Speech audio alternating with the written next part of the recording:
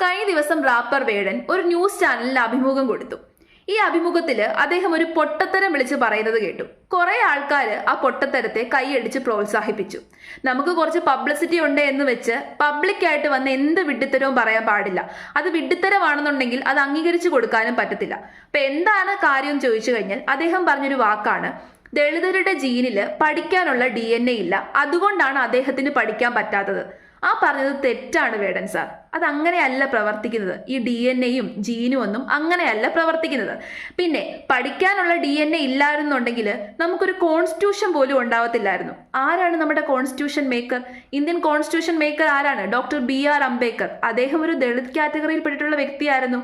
അദ്ദേഹത്തിന് DNA ഇല്ലായിരുന്നെങ്കിൽ അദ്ദേഹം പഠിക്കുമായിരുന്നു. അദ്ദേഹം കഷ്ടപ്പെട്ട് പഠിച്ചിട്ടാണ് ആ ഒരു നിലയിലെത്തിയത്. അങ്ങനെ അന്നത്തെ സമയത്ത്, അതായത് ഒരു സാഹചര്യവും ഇല്ലായിരുന്ന സമയത്ത്, ജാതീയമായ അധിക്ഷേപമൊക്കെ ഉണ്ടായിരുന്ന സമയത്ത് പോലും കഷ്ടപ്പെട്ട് ഉന്നതിയിലെത്തിയ ഒരുപാട് ദളിതന്മാര് നമ്മുടെ ഹിസ്റ്ററിയിലുണ്ട്.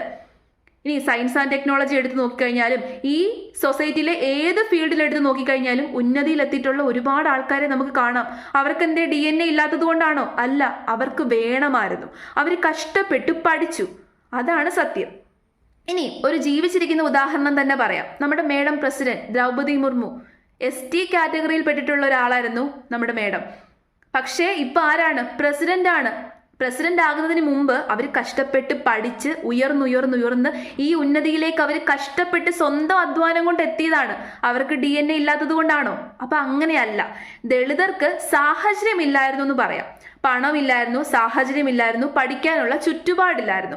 പഠിക്കാനുള്ള ചുറ്റുപാടില്ലാത്തത് കൊണ്ടും സാഹചര്യമില്ലാത്തത് കൊണ്ടുമാണ് പലർക്കും പഠിക്കാൻ പറ്റാത്തത്. പിന്നെ പഠിക്കണമെന്ന് അതിയായ ആഗ്രഹമുള്ളവർ പഠിച്ചിട്ടുമുണ്ട്. അപ്പോൾ എല്ലാവരും അങ്ങനെയാണ്. പഠിക്കണമെന്നുള്ളവർ പഠിക്കും, പഠിക്കണ്ടെന്നുള്ളവർ പഠിക്കത്തില്ല. അതിനകത്ത് ഈ DNA ജീൻ അതൊന്നും അങ്ങനെയല്ല വർക്ക് ചെയ്യുന്നത്. അതൊന്ന് ജസ്റ്റ് ഒന്ന് മനസ്സിലാക്കി തരാൻ വേണ്ടിയിട്ടാണ് ഇത് ഞാനിപ്പോൾ പറയുമ്പോൾ കുറേ ആൾക്കാർ എന്നെ പഞ്ഞിക്കിടാൻ വേണ്ടിയിട്ട് വരും. പക്ഷേ ഇതാണ് സത്യം.